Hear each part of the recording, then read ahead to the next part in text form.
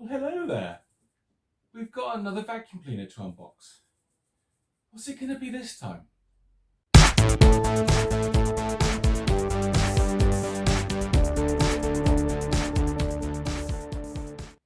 Okay, so this is going to be one of two machines that I've ordered. I think I know which one it is, but I'm not entirely sure what I've actually got in this box, which is quite funny, really.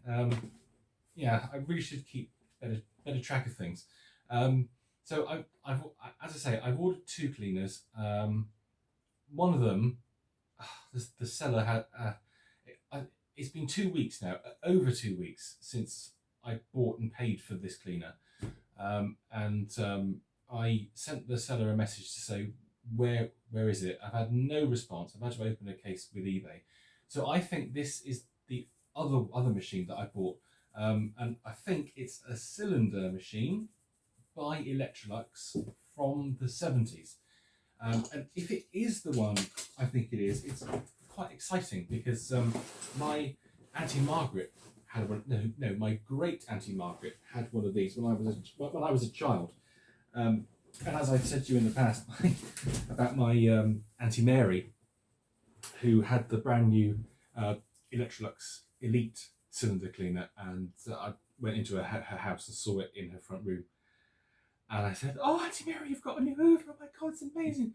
And she said, "Don't you touch that! Don't you touch that! Don't you touch that, Stephen! Don't you touch that! That's brand new." I was like, "Oh, all right." But Great Aunty Margaret, who was Auntie Mary's sister, she had the machine that I think is in this box. So let's crack it open and we will take a look. I only ever remember using Auntie Margaret's machine. I think it was probably just the once when I stayed with her one time, and I've had a few of these over the years, but you know what it's like when you have these cleaners and you think, oh, it's not that special at that time. Like if you go back to 25 years, they were quite common. So I didn't keep them, which is a real shame. I wish I had done. Or just kept one. That would have been wise. So yeah, this one came up on eBay. Oh, it is the one. It is the one. It is Great Aunty Margaret's machine. Now, this is very interesting. I'm going to start by showing you the hose. I hope it survived all right. The packaging's not great, but we'll have a look in a minute. Here's the hose for the machine. This is really weird. I have never seen an Electrolux hose like this. It is a Lux hose. You can see there it's got the triple peg style connector. But normally, Electrolux hoses of this vintage are of the crush proof style. Have I got one here I can just reference? No, I haven't. So it's really odd to see one like this, and it's a huge bent end on it. Look at that, it's massive. No suction control at all. So this gives you the clue that it's a very basic machine. This is the base model, and I think, if memory serves, they came out in 1970. So it'll be very interesting to see what date is on this machine's bottom. There wasn't a picture of the races plate on the auction listing, so I don't know. But yeah, this hose is weird. This hose is like what you would get with a Goblin machine. Like I've shown you various Goblin cylinder cleaners in the past, and they have this style hose where it's like a metal spring, a metal spiral that's covered in this quite hard plastic. So if you stepped on this, you would crush it. You would absolutely just crush it flat, as opposed to the normal style Electrolux hose where it's crush proof. Although I suppose saying that, around about this time they would have been woven hoses, wouldn't they? Yeah, no, I'm completely wrong there. This would have had a woven hose, and indeed I have seen these cleaners with a woven style hose. I'm pretty sure Auntie Margaret's one had a woven hose on it. Now, as my friend Sam said when I put this on our funny little Hoover group, actually this is better because there's more chance of this hose working. There's more chance of this hose having survived over 50 years than there is of the woven hose doing so, because they always sort of deteriorate because they're rubber inside, and the rubber just crumbles away and they just leak suction. So yeah, it's quite good to have this style hose. It means we can probably use this machine. So what's next? What have we got here? Okay, yeah, we've got a standard floor tool. That's exactly the same floor tool. Sorry, exactly the right floor tool that I would expect for this machine. The very basic flip over style floor tool. God, it's absolutely filthy. Look at the pubes on that. Isn't that lovely? That's going to need a really good clean before we use that. It looks like yep, old lady pubes. Yep, that's not very pleasant. Oof. Yeah, it definitely needs a really good clean. Might have to get the heat gun on this elbow as well, because I'm not sure that's going to come out particularly easily. No, it doesn't want to. Going to have to heat this up to remove this rod. And again, it's just a standard Electrolux rod there. Nothing much to write home about on those. So standard tools. So let's try and get the machine out. Yeah, there's very little packaging in here. It's basically just been thrown in the box. I hope it's all right. I hope the handle's okay. Oh yeah, it looks to be all right. So let's just pull it out and we'll take a look. Here we go. Here we go. Here it is. Oh, bless it. Let me get rid of this box a second. I've got too many boxes in this room now. Too many boxes, too many Hoovers. It's getting a bit silly. Throw that down there. So yeah, there we are. Look at that. Oh, bless it. Bless his little cotton socks. Like the most basic vacuum cleaner you could ever imagine having, I suppose. So this is an Electrolux Model 87. This was of the budget range back in the day. It would have been sold alongside the 330 and 345, and it was manufactured for a surprisingly long time, and ultimately replaced in 1979 by the Model 96. I think it was 96 that replaced 87. And 96 is a particularly rare cleaner. I've only ever seen one of them, owned by my dear friend Richie when I was in his wonky shed. That is not a euphemism. He had one in there. And 96 is really cool because it's yellow. It's a very late 70s coloured machine. It's this bright yellow colour. It is exactly the same as an 87. Exactly the same. They look exactly the same, but Lux just changed the colour scheme for it. From this sort of early 70s bran and creamy white to, yes, this incredible late 70s yellow. It's really quite something. I would absolutely love a 96. If anybody knows where I can find one, please let me know.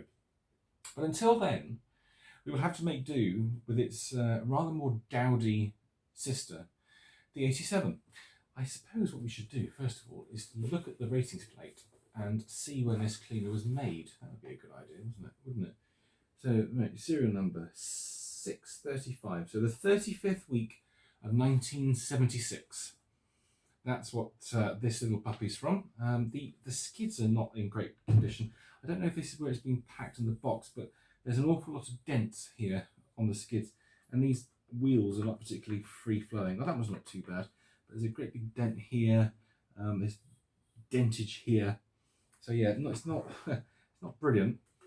But they're so simple. They're such simple cleaners. This was like the budget range. You could not get a more budget Electrolux at that time. This was the bottom of the range cleaner. And it's literally just a switch, a motor, a fan and a bag and some tools. And that's it. That's all you got. There are no special features on this whatsoever. It's off or it's on. And there's somebody at the door and I'll be right back.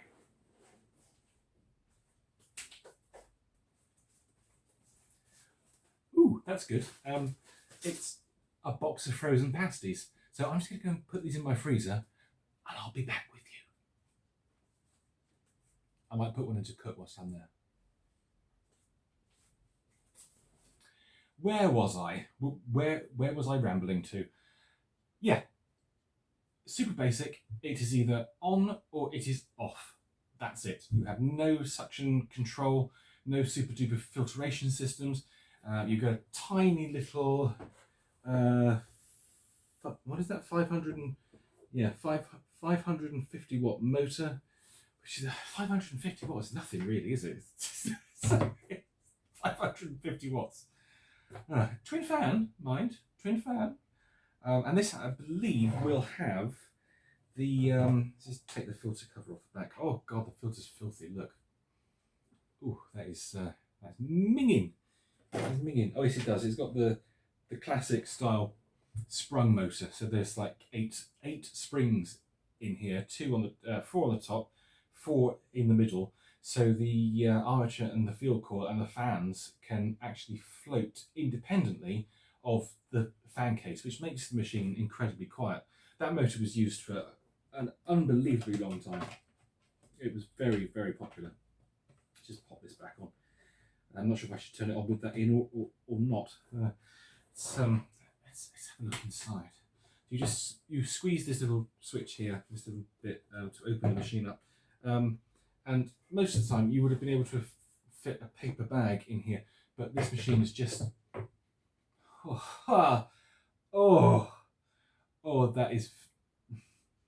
that is me. That really is horrible. Let's hold it up to the light. Yeah, it is absolutely caked. It's just absolutely caked in filth. There, that is really nigging, and that absolutely stinks. Just be very, very grateful you haven't got smell vision, because that actually smells like urine. It smells like someone's taken a wee inside the machine. I'm just going to check. There's no pre-motor filter. Oh God, that is horrible. I'm not looking forward to turning it on now. Actually, I think we might run it very briefly, and then that bag will go in the washing machine. Oh, it's still in my nose. Oh God, I've smelled a lot of things in my time, but that is particularly horrible. Anyway, I suppose we should see if it works. Apparently it does, but we will turn it on. I'm not going to run it very long because it will make the house stink, and that will not be very pleasant for anyone involved. Let me just get that done. Be careful not to. I'm having trouble with flies. It's the cat's fault. So I've got my fly spray here, so I can blast them as they buzz past. Let's see if this works.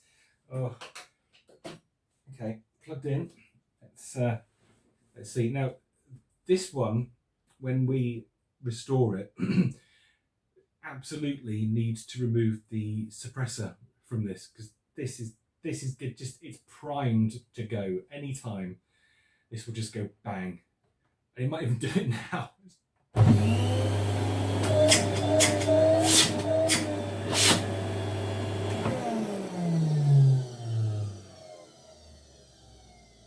Well, that sounds pretty good. There is that doesn't smell too bad actually when it's running. I think the motor is a little bit tight. Where's the table? There it is. Yeah, the motor's a bit tight, and it just sounds like it's struggling slightly.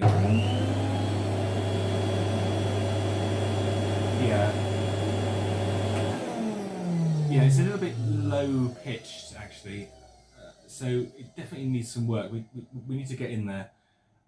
We need to give the motor a really good service. We need to get that suppressor off. We need to give it an extraordinarily good clean. I've actually got some laundry to go on, so I might just go and give that bag a bit of a suck out and pop it in the wash now, because it's a nice sunny day. Sorry, that smell is still in my... Yeah, not pleasant. Actually, I'll tell you what, let's just plug the hose in, because I really want to see if this is airtight or not. I'll just plug that in. Okay, let's give it a go.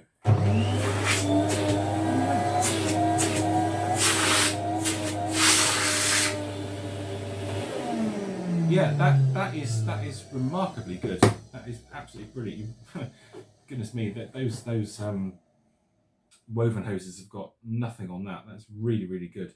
So yeah, we've got a nice little project here, guys. This is something we can make a few videos on, and I'll really enjoy working on this because I've got such fond memories of the 87.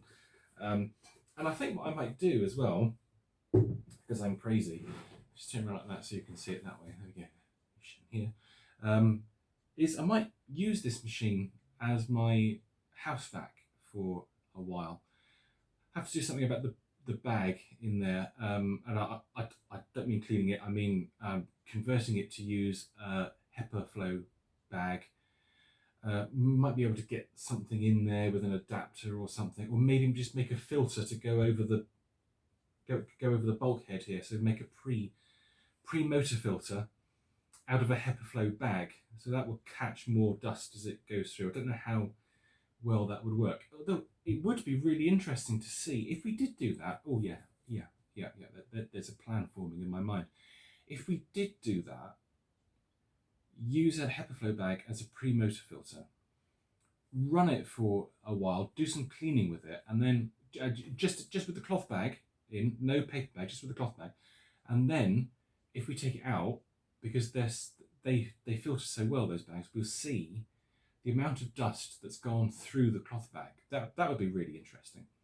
And also as well, let's make a post-motor filter, an exhaust filter, out of the remains of that HEPA flow. But yes, I'm liking this. I'm liking this, and then we'll do a comparison, like a before and after, to see how much dust this cleaner would have just let through if we didn't have those filters in it. Yeah, that would be an interesting experiment actually. So I'm going to end this this video there. I hope you enjoyed it. I hope you enjoyed seeing 87 on the channel. I'm really pleased to have this this machine here, and I'm going to think about doing some more videos on it. So you guys take care. Don't forget to do the usual, commenting, subscribing and liking, because it really helps me out and I appreciate it massively. And I will see you all soon. You take care now. Bye.